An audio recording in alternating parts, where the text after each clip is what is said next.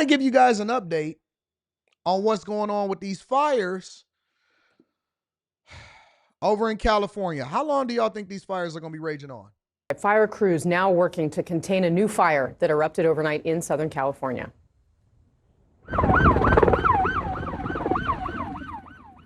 This one is called the Auto Fire. It's now at 0% containment. Wind gusts today could reach hurricane force, up to 70 miles an hour. A rare type of red flag wind warning also in effect in LA and Ventura counties until Wednesday because of those winds, threatening more new fire outbreaks, spreading the Palisades and Eaton fires. I spoke to the LA County Fire Chief on Monday. Are you worried that these new winds may undo the progress that you've been able to make? Oh, yeah, absolutely. If we get a new fire start in a different location, it could be very difficult to contain. CNN's Michael Yoshida is live for us in Altadena. Michael, good morning. What are you seeing there, and what have we learned overnight? Hey, good morning, Casey. When you talk about that new fire popping up, just to put in perspective, that's about an hour west of us, but it's the perfect example of that concern that officials have been talking about and why over the last day, throughout the overnight hours, as our team has driven through the Palisades, through Brentwood, here into Altadena, we've seen so many fire crews staging, pre-positioning, trying to be ready for if one of those new sparks, those flare-ups happen so they can quickly get a handle on it. Now, while we have that ongoing concern and threat of those fires and new fires this morning, I'm not sure if you can hear, but we have a lot of work happening here in this Altadena neighborhood. Utility crews, gas companies, others hard at work trying to begin some of that repair work. Obviously, as you can see behind me, this, as we've been talking about, one of those communities that's been just devastated by the Eaton fire. You can see some of the lines as well still hanging down. Just an example of how much work is ahead for these communities in and around Los Angeles. But again, right now, that most pressing threat, that biggest concern overnight heading into the rest of the day is going to be how those winds continue to potentially shift and what impacts they may have on those fires that they've already been working so hard to get those containment lines around, and what any new fires such as that auto fire may pop up as well. All right, so I know that the leadership in California is woefully inadequate and they don't take care of business. We know that. We know that Gavin Newsom didn't do his job, but he's trying to make sure that he rebrands and put himself in a position to be able to run for president of the United States of America in 2028. That goes without saying. We know, or we predict, that Kamala Harris is potentially going to run for governor of California. And the question then becomes, do you think that she's going to do a better job than Gavin Newsom? That's number two. Number three, we know that these mayors, such as Karen Bass, at least the diversity, equity, and inclusion mayors, are doing a horrible job in being able to manage and do things the right way. We know this. Now, here's my question. Because wildfires, we just now bring in more visibility to it because this could potentially be one of the worst wildfires or some of the worst wildfires in the history of California as far as the amount of damage that they're doing. My question then becomes, is there really anything that you guys can do about it, or is that just a part of the culture?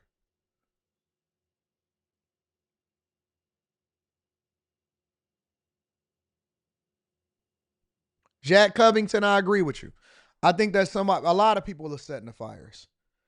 Is there anything that you guys can do about it? Why is it only happening in California? How come it doesn't happen in Seattle? How come it doesn't happen in Arizona? How come it doesn't happen in Nevada? Well, I know Nevada is basically a desert, but I'm just saying, how come these places are just completely uncontained? How come it doesn't happen in Miami? How come it doesn't happen in any of these other places? And I'm open to learning because I don't know. I don't understand it. Is there anything that you guys can do that prevents yourselves from having your homes burnt down on a regular basis? I was watching The View yesterday. Sorry to admit it. I have to be honest. Somebody says Kamala Harris. No way Kamala Harris will win. I'll take that bet. I'll take that bet all day long. I will take that bet 10 times out of 10. We're going to talk about it on After Hours tonight. I will take that bet. My question is there a way to prevent this from happening at all? And how come it doesn't happen in other places? It's too moist there in Seattle. Man can't control the weather. Well, it's not just about the weather. It's also about the environment that natural disasters thrive in, right? For example, we know that we get snow in Michigan. We actually like having all 4 seasons in Michigan. And so what we do is that we have different building codes. We separate our structures a certain way. We make sure that we do preventative maintenance. We have people that are dedicated to managing our parks and recreation areas. We actually pay parks and recreation, not taxes, but if you want to sign up for a certain sticker when you renew your tax for your cars, you can actually help donate to that. We have things in place, and it has been for a long time, that allows for us to be able to manage certain things more effectively, right? No? All right, Michael Yoshida for us this morning. Michael, thanks very much for that report. And that new fire burning right now in Ventura County could spread because of those gusty winds he was just talking about. And the area is under the highest possible threat level from wildfires. Let's go to our meteorologist, Allison Chinchar, with more Concrete on what houses to expect prevent today. Allison, good fires morning. from spreading so quickly. Yeah, good morning. And I think that's really been the biggest concern all along. It's not necessarily, the fires that are there. We have several that are at 100% containment. It's all these new fires that just pop up. What happens to those, especially as those winds continue to rage throughout the day? Here's a look at the red flag warnings that we have in effect for today. And some of these even go all the way through Wednesday afternoon. This is both the combination of those strong gusty winds up. You say we have wildfires in Oklahoma all the time. They do preventative maintenance. See, that's what I'm saying. How come Oklahoma, for example, if they have wildfires, they're able to prevent that? I mean, it's some things that you can't prevent. You can't prevent tornadoes, right? You can't necessarily prevent hurricanes unless you want to factor in and you want to throw in some caveats and say, well, they controlling the weather. I know it's a lot of people that believe that. I don't think that that's out of the realm of possibility. But just for the sake of conversation, let's just assume that they're not controlling the weather and that we are having some things that are natural disasters. Let's say you got the occasional pyromaniac or arsonist over here. Is it a way for you to prevent this from being so catastrophic, or is this just the way that the culture is going to be for the rest of your lives over there in California? Like, are you expecting, I was going back to what I was saying originally, I was watching The View because I was watching Whoopi Goldberg crash out, and she was saying that her home burned down and her other home when she was living in California burned down, and this home burned down and that home burned down. And so I'm trying to figure out, like, is it a way where you guys can basically put yourself in a position to where every single year we're not talking about how bad the wildfires are? I'm just trying to understand it.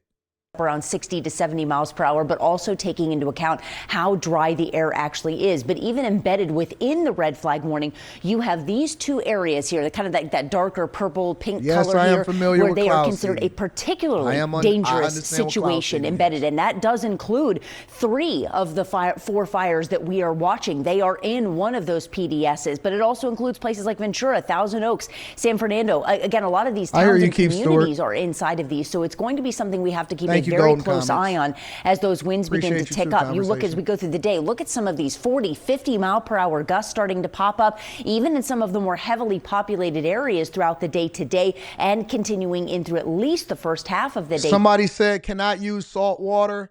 Salting the earth is a thing. Well, you do realize that over in other countries, they're investing in desalinization. So they basically, because we have an endless source of water on the earth, and in a lot of places like Nevada and Arizona and California, they are having water problems because unlike here in Michigan, where we're basically connected to the largest freshest body of water on the face of the earth in the Great Lakes, so we're never going to have those problems as far as a lack of clean water. We have problems in Flint when it comes to the pipes and our infrastructure. Completely different conversation, but you guys are sitting next to the ocean. And so there are other countries that have zero, and I mean absolutely zero fresh water body sources. And so they've invested in desalinization, basically the removing of salt from the water, and modern technology so that they can then utilize this massive body of water to continue to feed the population and live everyday life. It's a natural source that's supposed to be available for us to be able to grow and be successful. Why aren't we investing in the latest technologies as far as desalinization? Or is that too much of an ask? Or do you guys not pay enough taxes already and they need to allocate more resources to that? Or are y'all robbing Peter to pay Paul in order to pay interest on the loans that y'all have already taken out as Californians? I'm just asking the questions that nobody want to ask. Tomorrow, possibly into the afternoon hours. You've got these wind advisories with the wind gusts up around 50 to 55 miles per hour, the high wind warning where they could get up to 60, even 70 miles per hour. And yes, this does include the areas where we have all 4 of those fires. So we'll have to keep an eye out. But the one thing, Casey, that they really need is rain. And we just simply don't have that in the immediate forecast. Yeah, really difficult. All right, Allison Chinchar for us this morning. Allison, thanks very much for that. Turning back now to the wildfires raging still in LA to speak to someone in the region. Todd Hall, a senior meteorologist with the National Weather Service working in their Los Angeles office. Todd, I know we had a few issues with connections earlier. I hope you can hear me now. Todd, just bring us up to date on the latest with the weather forecast, because we were expecting these strong winds, hurricane-like winds, to pick up once again midweek. Is that what we're seeing? Jesus Christ. Yeah, we're going to expect those winds to increase again overnight tonight. Just go ahead and take California. Really, we're starting into Tuesday morning now. Hit them with an earthquake. We're going to see right those winds start to increase as we get into sunrise here and shortly thereafter. And so we could see gusts between 55 and 70 miles per hour across the area, and we're already seeing these critical fire weather. Somebody said desalinization is expensive. Everything is expensive until you drive the cost down by making sure that you invest in it and the new technologies. Lithium-ion batteries was super expensive. General Motors was the first one to create an electric vehicle. Until you continue to have mass production of it, and then you can drive the cost down by making sure that you normalize the process. Everything is expensive when you first invest in it. The cost to manufacture cars, concrete. Everything is expensive when you first invest in it. TVs were expensive. Now you can go and get one.